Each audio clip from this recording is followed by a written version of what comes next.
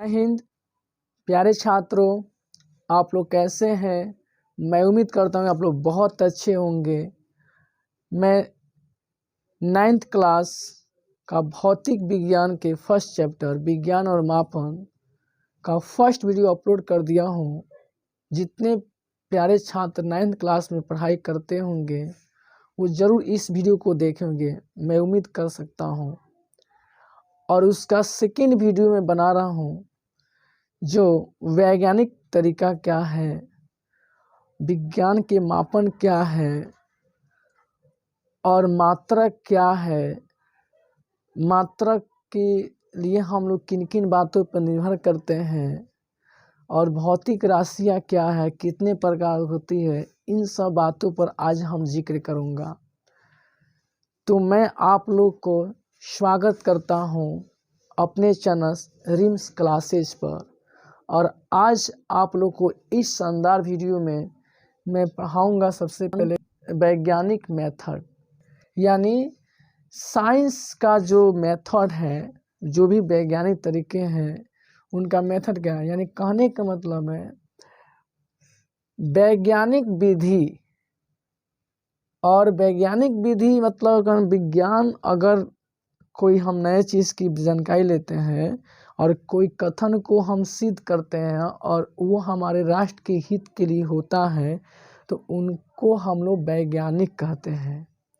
जैसे suppose date कोई चीज़ अगर हम आविष्कार कर दिए तो हम वैज्ञानिक कहलाएंगे, और जो यूज होने लगा, जो सारे हित के लिए है, वो विज्ञान हो गया।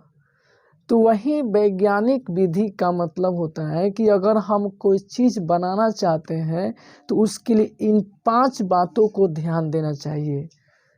मान लीजिए साधारण तौर पर हम कह सकते हैं कोई व्यक्ति पढ़ा लिखा न हो या पढ़ा लिखा हो, वैज्ञानिक कोई भी बन सकता है।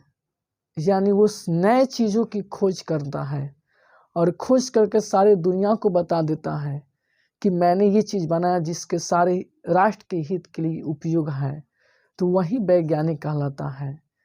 तो वैज्ञानिक ये डिपेंड नहीं करता है कि एक ओनली फॉर बहुत अच्छे ढंग से पढ़े हुए इंसान ही बन सकता है, नहीं, ये कोई भी बन सकता है, क्योंकि उसका माइंड तेज होगा, अपने माइंड के हिसाब से सोचेगा तो वो अपना वैज्ञानिक ढंग से कोई चीज़ को खोज कर सकता है।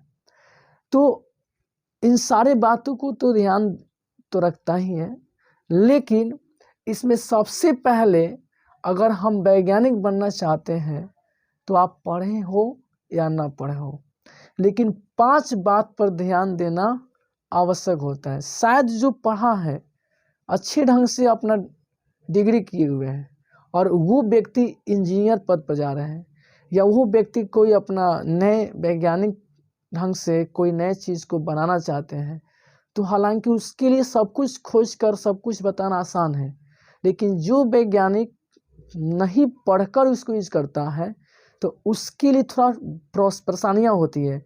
फिर भी वो इन 5 बातों को ध्यान में रखते हैं, क्योंकि ये शब्द थोड़ा कठिन है, लेकिन वो आसान शब्दों में समझकर उस बातों को अपने अंदर रखते हैं। तो आइए हम आपको भी 5 मेथड बताता हूँ वैज्ञानिक बनने का तरीका। अगर आप भी वैज्ञानिक बनना चाहते हैं तो इन 5 बातों पर अगर अपना ध्यान दे देंगे तो अब आपकी कोई भी घटनाएं आपके समाज में हो रही है और उस पर आप विचार करते हैं, उस समाज के लिए आप हित में कोई ऐसी चीज़ बना देते हैं जिसका कल्याण हो जाता है, वो उसके लिए विज्ञान हो जाएगा, आप वैज्ञानिक हो जाएंगे।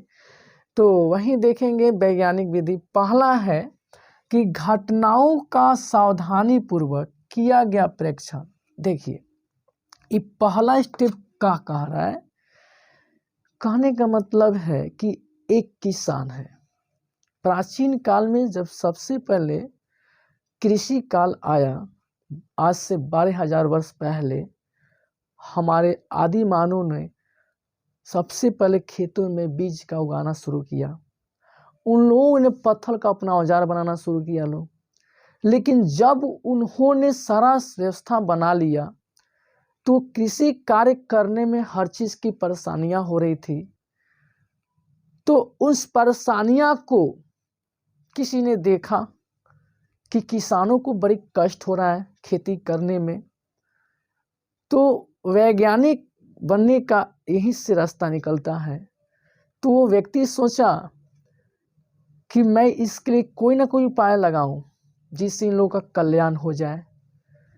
तो वह वैज्ञानिक जो बनना चाहते हैं उनके लिए घटना हो गया, जो ये शब्द घटना की मैं बताया हूँ।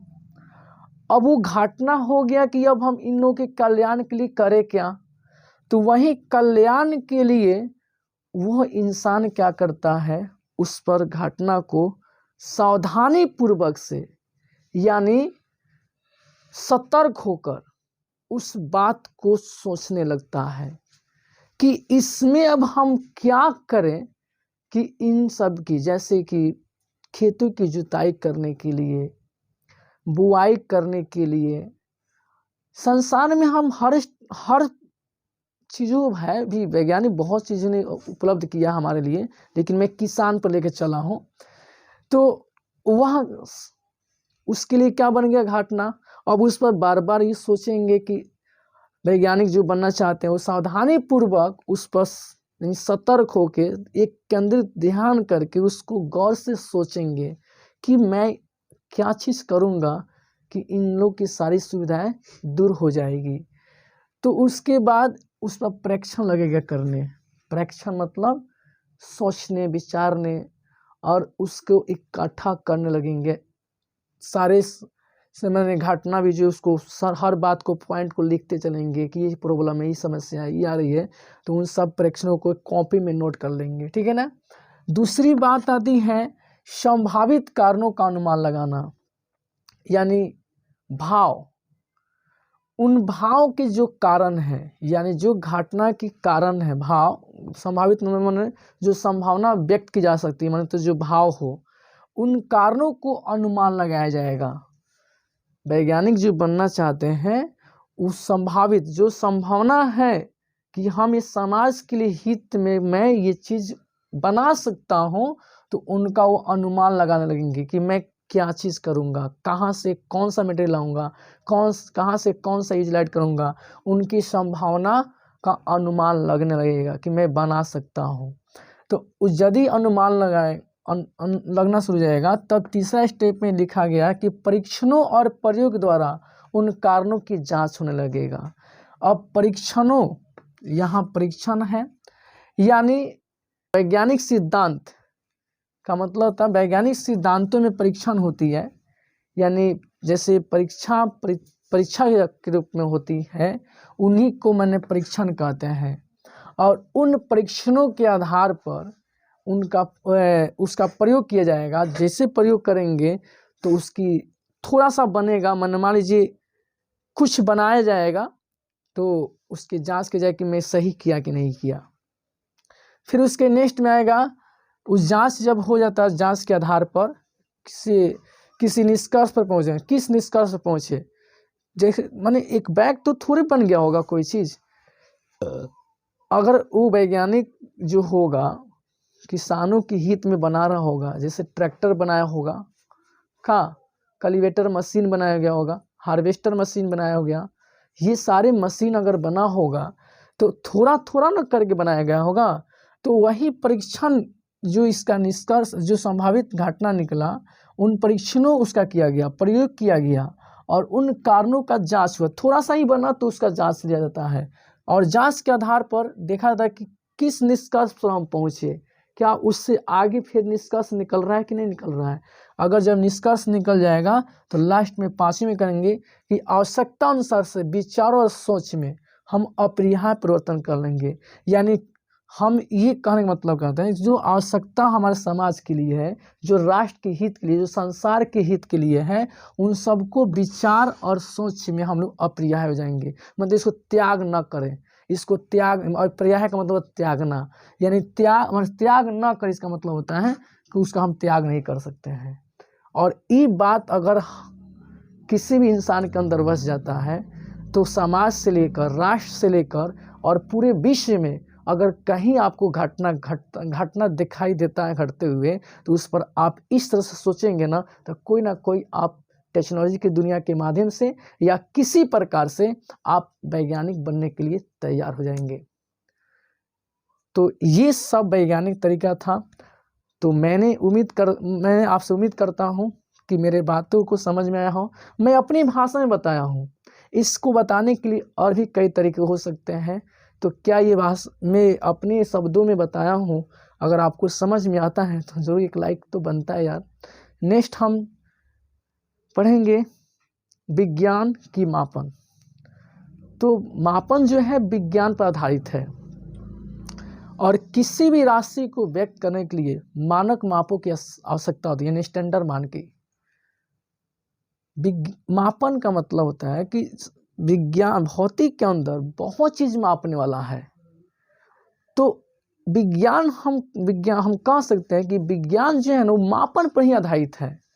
और लीजिए ना, विद्युत धारा को मापते हैं, पवन गति को मापते हैं, हम वहां तक भूकंप जो होती है उसको रिएक्टर पैमाने पर माप लेते हैं। उसके बाद में ऊष्मा को, ताप को, दाब को, हम लोग जो चश्मा यूज करते हैं, लेंस है, उन सब का डायोप्टर में। ऐसे हम देख रहे हैं कि चुंबकीय धारा जो माने विद्युत चुंबकीय धारा है उसका भी हम लोग मात्रक माने वैज्ञानिक के द्वारा खोजा गया है। हर तरह के वैज्ञानिक तरीका से हम देख रहा हूँ कि विज्ञान में हर 22 चैप्टर में मात्रक का यूज हो रहा है। यानी हम ये देखा कि विज्ञान जो है मापन पर आधारित है। तो मात्रक किसे कहते हैं? तो किसी भी राशि को व्यक्त करने के लिए मानक मापों की आवश्यकता होती है, जिसको हम मात्रक कहते हैं। जैसे मान लीजिए ये बोर्ड है, यहाँ से यहाँ तक हम मापते हैं तो लगभग मान लीजिए 2 मीटर आया का। तो 2 मेरा जो है संख्यात्मक मान हो गया, m जो है मात्रक हो गया। और इसका मतलब था कि 2 गुना 1 मीटर, इसका मतलब हुआ कि 1 मीटर जो है 2 बार आया है। तो इसका मतलब कि विज्ञान जो मापन पर चला गया का। इस तरह से हम कह सकते हैं कि हम विज्ञान में कोई भी चैप्टर में अगर हम पढ़ते हैं तो मानक माप के रूप में किसी न किसी राशि को हम लोग माप ही लेंगे। तो इसी को हम लोग क्या कहते हैं? मात्रक कहते हैं। अब देखिए एक शब्द है यहाँ पे, किसी राशि के परिमाण। अब कोई भी राशि, जैसे लंबाई का हो या समय का हो या विद्युत धारा को हो या ऊर्जा का हो या ऊष्मा का हो या ताप का हो या छोटे छोटे पदार्थ का हो, मैं कितना सारे एग्जाम्पल होंगे।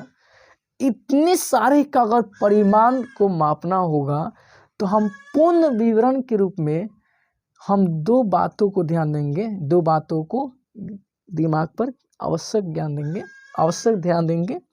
तो एक मात्रक है, पहले मात्रक आता है जिसमें हम राशि को व्यक्त करते हैं। जो मात्रक आया है वो कौन सी राशि का मात्रक है? वो लंबाई का मात्रक है, आकि द्रव्यमान का मात्रक है, आकि विद्युत धारा का मात्रक है। पहले मात्रक की पता लगाना कि किस राशि का मात्रक है। नेक्स्ट एक संख्या आती है जो यह बताती है कि दी गई राशि वो मात्रक में कितनी बार शामिल है। जैसे यहाँ पर मैं एग्जाम्पल समझा भी दिया हूँ पहले। जैसे 2 मीटर हमने किसी लंबाई को माप दिए, तो लंबाई हमारा कौन सी है? राशि हो गया। उस राशि को हमने मापा हो 2 मीटर। इसका मतलब ये हुआ कि मीटर जो शब्द है वो है मात्रक, जो किसको राशि व्यक्त किया? लंबाई को व्यक्त किया। और 2 क्या है? वो संख्यात्मक मान है, जो ये क्या कहता है कि राशि जो है वो कितनी बार आया? तो 2 बार आया। अगर यदि ये मेरा बात आपको समझ में आता है तो ज़रूर एक लाइक कीजिएगा, क्योंकि आपके लिए मैं मेहनत करता हूँ और आप इस वीडियो को ज़रूर छोड़ेंगे नहीं, ज़रूर देखेंगे। और मैं नेक्स्ट आपको बता रहा हूँ भौतिक राशियाँ क्या है और ये राशियाँ कि कितने मात्रक होती है और व्युत्पन्न मात्रक क्या है, ये सब के बारे में जानेंगे और इसका एक स्क्रीनशॉट ले लेंगे और नेक्स्ट में हम देखते हैं। तो देखिए प्यारे छात्रों, मैं अब आप लोग को भौतिक राशियाँ के बारे में बता रहा हूँ। भौतिक राशियाँ जो है क्या है, ये भौतिक राशियाँ कितने प्रकार की होती है ये जानेंगे। यानी भौतिक राशियाँ जो है ये भौतिक के नियमों को जिन पदों में हम व्यक्त करते हैं, हाँ देखिए ना, भौतिक के नियमों को जिन पदों में हम व्यक्त करते हैं उसे हम क्या कहते हैं, भौतिक राशियाँ कहते हैं। जैसे लंबाई है, द्रव्यमान है, समय है, क्षेत्रफल है, आयतन है, न्यूटन है, बल है, वेग है, ये सब भौतिक राशियाँ हैं। अनंत त्वरण भी इसमें आएगा, दूरी आएगा, ये सब हम लोग का कौन सी है, भौतिक राशियाँ हैं। तो यहाँ क्या लिखा गया है, एक नियम को यहाँ लिखा है, भौतिक के नियम को, भौतिक के जो भी नियम आएगा उसे किसी न किसी रूप में हम व्यक्त करेंगे, वही दो रूप बनता है जिसकी भौतिक राशियाँ बोल रहे हैं। तो भौतिक राशियाँ दो हो जाती हैं, एक आधारी राशियाँ और दूसरा व्युत्पन्न राशियाँ। आधारी राशियाँ हम किसे कहते हैं, हाँ तो वे राशियाँ जो स्वतंत्र मानी जाती हैं, स्वतंत्र मतलब फ्रीडम, जो किसी पर निर्भर न रहे, जो उसको कोई दबाव न दे, खुद का राजा होता है, जिसको समझा जाए। स्वतंत्र मतलब गुलाम किसी का ना हो, वो राशियाँ होती हैं आधारी राशियाँ। आप कहेंगे भौतिक राशि में सर वो कौन सी राशियाँ होती है जो कभी गुलाम किसी का ना हो, सही बात है, आप सोचेंगे ही ना। तो देखिए वो राशियाँ होती है लंबाई, जैसे लंबाई है, द्रव्यमान है, समय है, विद्युत धारा है, ताप है, हाँ उसके बाद में छोटे छोटे पदार्थ आएगा, छोटे छोटे पदार्थ आता है, ये सब हमारा कौन सी है, आधारी राशियाँ। यानी हम कह सकते हैं कि वास्तव में आधारी राशियाँ 7 होती हैं, जो इसमें हम लंबाई लिखी दिए, द्रव्यमान लिखी दिए, समय लिखी दिए, विद्युत धारा लिखी है, ज्योति तीव्रता छूटा है, ताप है, छोटे छोटे पदार्थ है, 7 हो गया, 1 2 3 4 5 6 एक ज्योति तीव्रता है, ठीक है ना। तो इस तरह से हम देख रहे हैं कि आधारी राशियाँ वास्तव में 7 होती हैं। अब है इसका दूसरा व्युत्पन्न राशियाँ।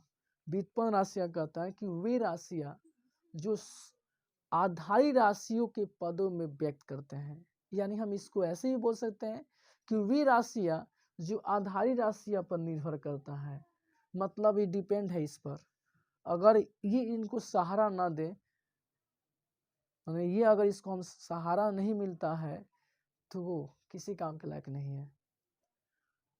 तो इसीलिए डिपेंड करता है इस पर, व्युत्पन्न राशियाँ इस पर निर्भर है, आधारी राशियाँ पर।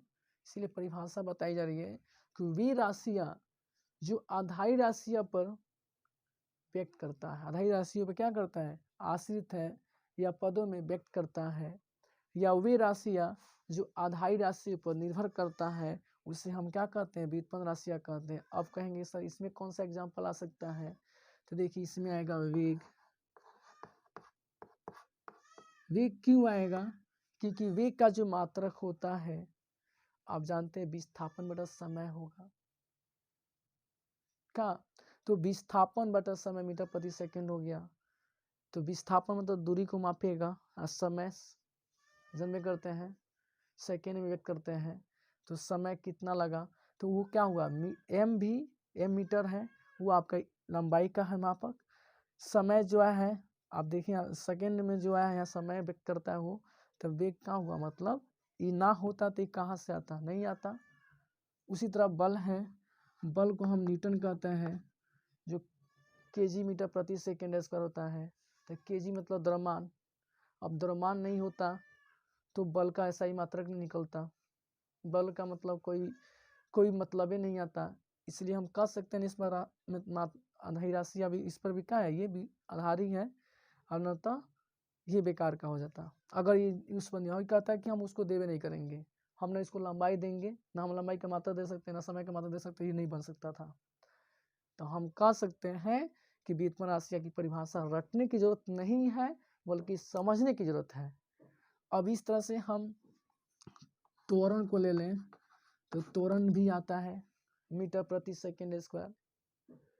हाँ, इसमें बल में केजी मीटर प्रति सेकेंड, केजी मीटर प्रति सेकेंड का होता है, शायद उसमें थोड़ा मिस्टेक हो गया होगा। तो ये केजी मीटर प्रति सेकेंड उसका होता है, त्वरण का मीटर प्रति सेकेंड स्क्वायर होता है। तो इस तरह से वेग है, बल है, त्वरण है, न्यूटन है, हाँ, ऊर्जा है, जो आपका ये सब व्युत्पन्न राशि आती है। तो इसका जो भी है, जैसे विद्युत धारा का इसका यूज होता है, मतलब समझिए कि इसका यूज इसमें आया होगा, सिंगल कभी नहीं रह सकता है। जैसे कहें कि समय इसमें आ जाए, नहीं, समय नहीं। सपोर्ट है कि एक तरह का हम एक ट्रिकली अगर देखें ना, तो ये फार्मूला के टाइप का हो गया, सूत्र का। जैसे ऊर्जा का सूत्र क्या होता है, mc² होता है। तो वहाँ mc², एनर्जी बराबर mc² होता है। तो एक तरह का कौन सी है, ऊर्जा इस व्युत्पन्न राशि में आ गया। तो यहाँ पर हम देख रहा हूँ कि ये पूरा इसमें का उस पर आधारित चला गया।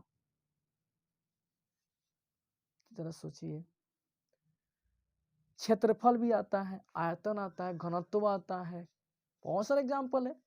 हम आपको पूरा कंसेप्ट क्लियर कर दिया, अब तो कुछ बचा ही नहीं। कुछ बचा होगा तो आगे किताब में आप पढ़ेंगे तो मिलेगा।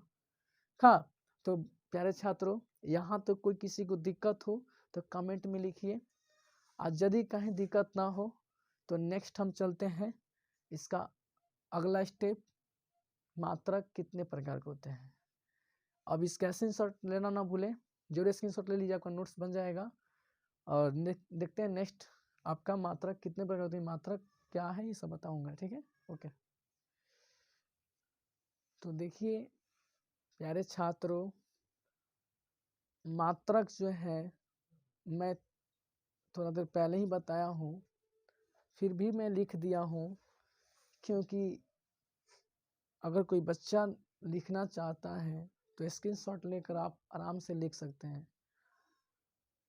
अब सोचेंगे सर ये लिख कर क्यों समझाते हैं, क्योंकि देखिए बाबू, अगर मैं नहीं लिखूंगा ना तो इतना ही वीडियो 1 घंटा लग जाएगा लिखना, फिर आपको समझाना थोड़ा टाइम लग जाएगा।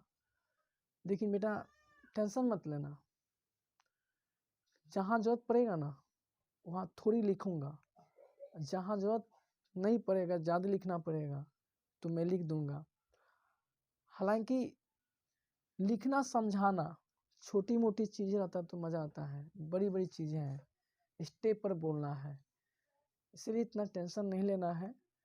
समझिए, मात्रा की परिभाषा थोड़ा देर पहले बोला हूँ कि किसी भी राशि को व्यक्त करने के लिए मानक मापों की आवश्यकता होती है।